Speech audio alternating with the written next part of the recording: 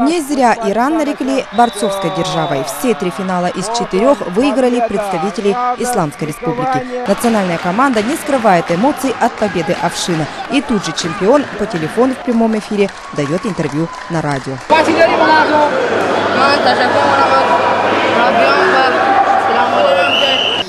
Мне попался очень сильный соперник из Якутии, но мы с тренером ставили конкретную задачу – выиграть эту схватку.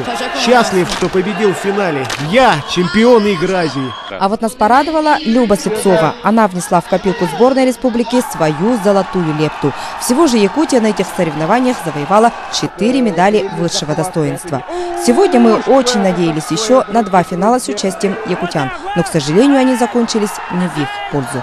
Я хотела выиграть, но не получилось. Девушка попалась сильно очень в финале.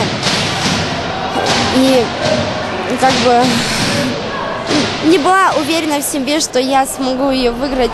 Не было такой уверенности, уже стремилась на проигрыш, кажется, и проиграла. Исход встречи второго финала, где не повезло Афоне Вентилю, мог бы завершиться иначе. Афанасий, что там будет? Бросок. Очень красивый бросок мельницей. И сейчас удерживает. По нашим взглядам, Туше в первом положении, мы считаем, тоже Туше было. Но судья из Сирии с другой стороны стоял, не видел. И манера судить у него другая. В результате этой схватки арбитры отдали победу иранцу. У Афони в кармане серебро. В течение 3 дней Ледовый дворец превратился в арену жарких баталий.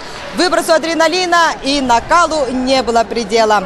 Награды нашли своих героев.